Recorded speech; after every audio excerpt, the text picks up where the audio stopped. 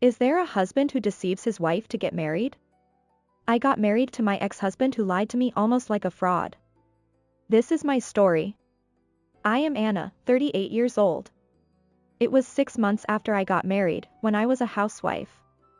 Until I got married, I was working hard full-time. I had enough income to live on my own and I was busy working.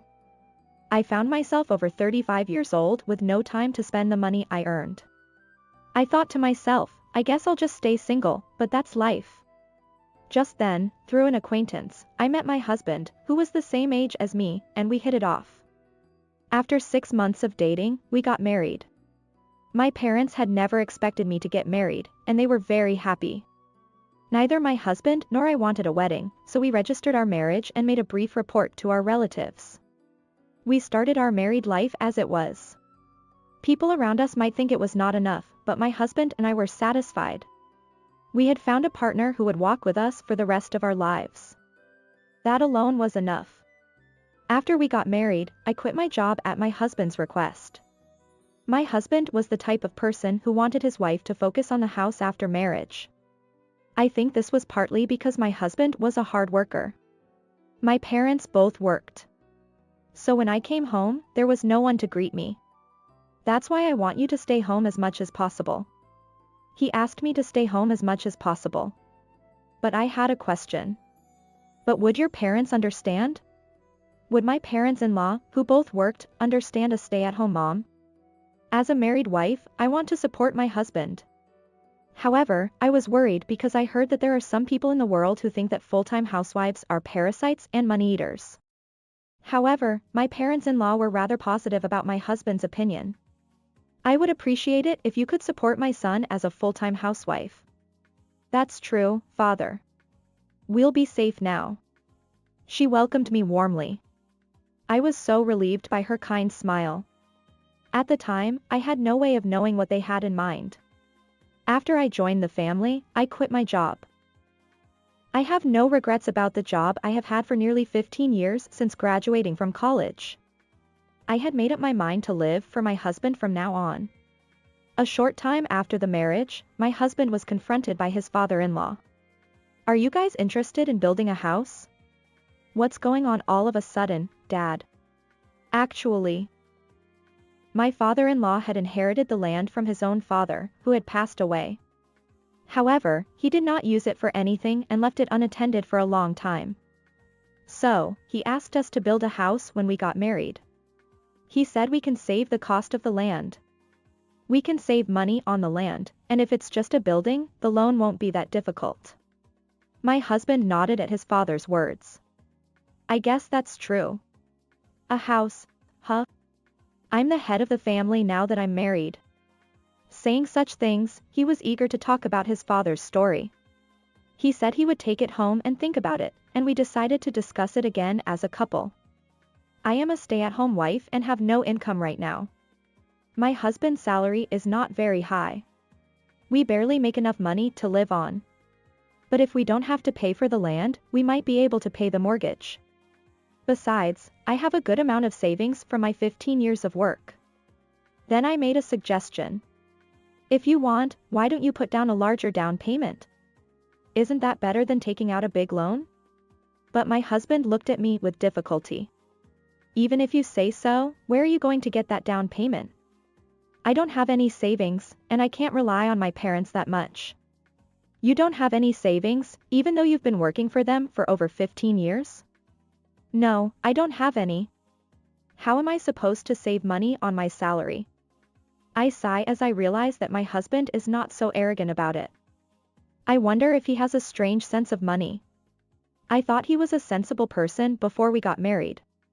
I felt I had to talk to my husband and confront him with the reality. You know, let's think a little bit about our finances. I'm not working right now. Even if my rent is replaced by a mortgage, if we buy a house, we have to pay taxes. I have to pay taxes on it. Are you thinking about that? I'm thinking about it. You just have to make it work out there. There is a limit to what I can do. Shut up.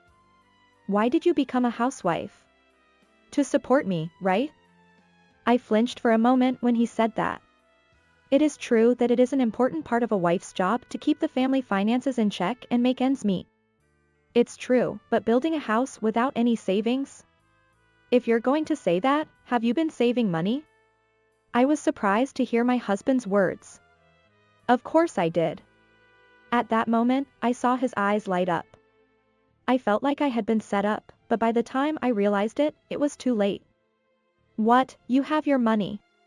What are you so worried about? It is true that I have nearly $100,000 in savings. But I was somewhat hesitant to use it all to buy a house. I could understand if we were to mutually put an amount together and use it as a down payment on a house. But what about relying on my money from the beginning? Anyway, let's think about the house slowly. First of all, get an estimate. We should first get an estimate and carefully examine whether or not we can get a loan and whether or not it will interfere with our lives. What kind of carefree talk is this? If you have the money, you should build it as soon as possible, right? Don't you trust me? My husband said to me, and I couldn't help but stop talking. I am now distrustful of my husband. We had become husband and wife by trusting each other, but am I doubting him? I felt a little embarrassed to be reminded of this. I am sorry. Just understand. Anyway, you leave the house to me and my father, okay? I could only nod in agreement. And so things proceeded without any input from me in the construction of the house. The most surprising thing was the location of the house. It was right next to my parents-in-law's house. It was true that the lot next to my parents-in-law's house had always been vacant. But I had no idea that it was my father-in-law's land.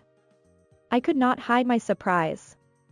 I should have told them from the beginning that I did not want to live with my parents-in-law or in the neighborhood next door. I should have also made sure of the location. But when I asked too persistently, my husband would always say, "Do you still have doubts? Why did we become husband and wife?" I could not ask him well.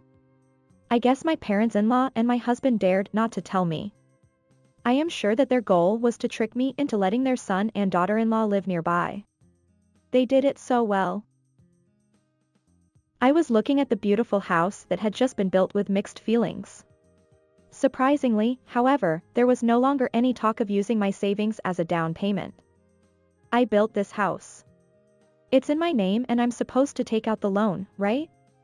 He reported proudly to me. I was relieved that my husband had thought this through, even though I had many things to say. I had miscalculated that the house would be next door to my parents-in-law's house, but we have had a good relationship so far. I thought we would be able to manage. That's what I thought. Hey, we're moving out. It was 1 month after my husband and I moved into our new house that he said to me, "We're moving out? What are you talking about? My parents will live in this house." What? What do you mean? I did not understand it all because he said it so abruptly.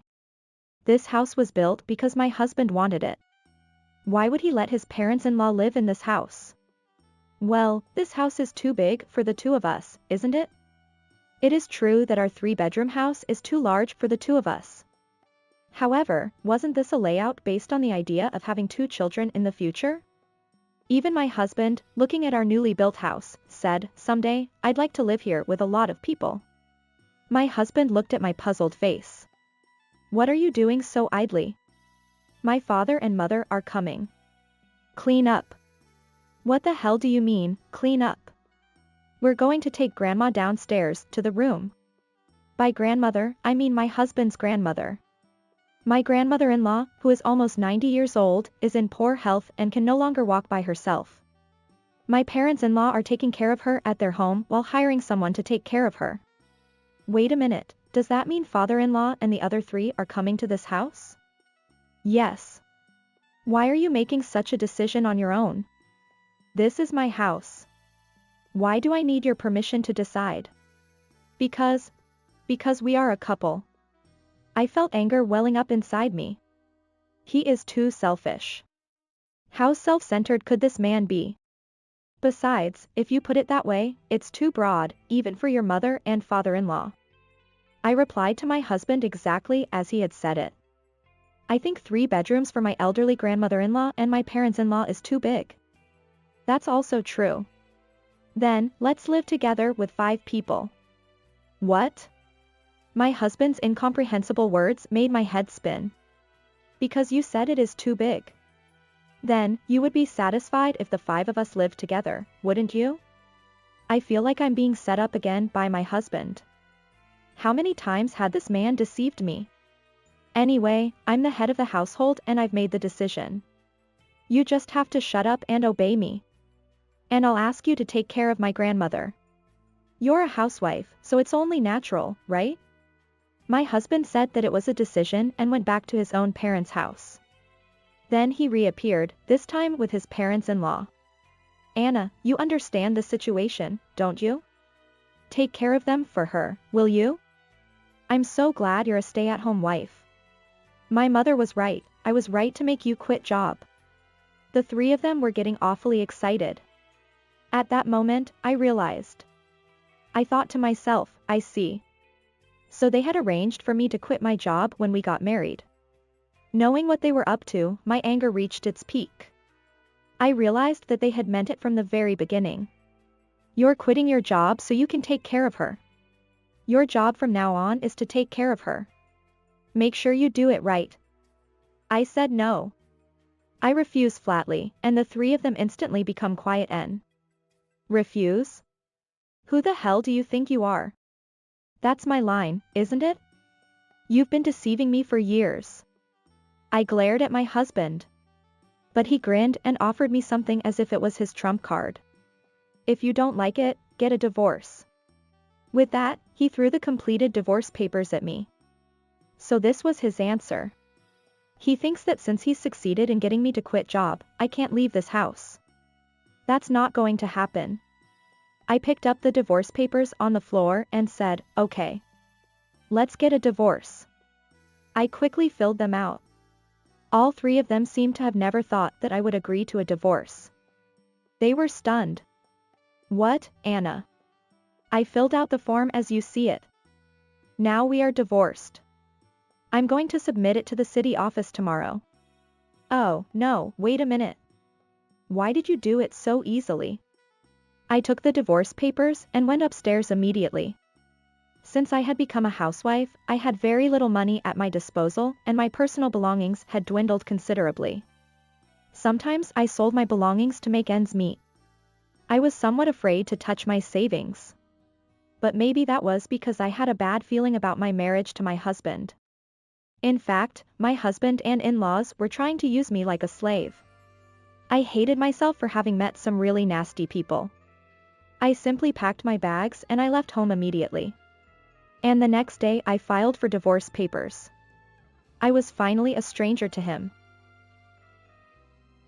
After filing, I headed to my ex-husband's house to pack up my stuff. I wondered if he had taken a day off from work. Somehow he was at home.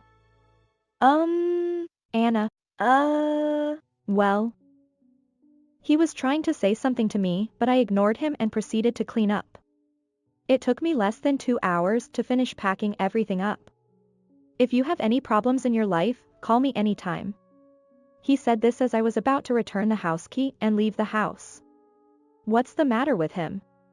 I have more money than you, so you won't have to worry about it. I'm sure you can afford to pay your mortgage and taxes from your salary. Well, we can manage. I no longer feel anything at his optimistic words. I am sure that we have always been able to manage. He had no plan, but he had carefully laid a trap for me to fall into. I want to get away from this person as soon as possible. With this one thought in mind, I left home. 3 months later, when I had settled into my new life, I received a phone call. Please help me. Please help me. It was my ex-husband's voice. Oh, no. I should have changed my cell phone number when I got divorced. It couldn't be helped. I suppressed my emotions and answered. Yes, who are you? It's me. Listen to me. I'm really in trouble. He was so flustered that, as expected, I became a little curious. What in the world was going on? I went to the coffee shop he had indicated. For some reason, my parents-in-law were with me. So, what do you want? Please. Please lend me money. My ex-husband was the first to open his mouth, bowing and begging. It wasn't supposed to be like this. I should have been able to pay the loan. It wasn't supposed to be like this. With that, he began to tell me about his situation. The monthly loan payment was 40% of his salary. It looked as if he would be able to make the payments if he lived alone, but that was not the only situation. The company's business had deteriorated, and his salary had dropped significantly. There was no prospect of a bonus. The fact that they had set their bonus payment too high without thinking had proved to be a disadvantage. He said that his in-laws have no savings and that their lives are about to collapse. That's why he came crying to me. He really has no plan. Instead of him being depressed, my father-in-law opens his mouth. You have savings, don't you? If you hadn't divorced, he could have afforded to pay it. Please, can you pay for my son? That's when I understood. My ex-husband must have thought he could live on my savings even if the house loan was tight. Not only him, but my ex-in-laws as well. How much more can they fool me? I was convinced that I did not need to be afraid of them anymore. I refuse. Who would trust those who tried to trick me into living with them and forcing me to take care of them? Who would trust them? Since I was deceived, I should have demanded compensation from them. But I was with them for a while. But I didn't want to be with him even for a moment. I didn't want to be with them for even a moment. You were the one who prepared the divorce papers. I said, and they froze. Did they really think that if I asked them for money, they would give it to me? I will never get involved with you. I then asked them a question. Is your grandmother home today? If my ex-in-laws are here, doesn't that mean my ex-grandmother-in-law is home alone? Yes, well, yes, she is.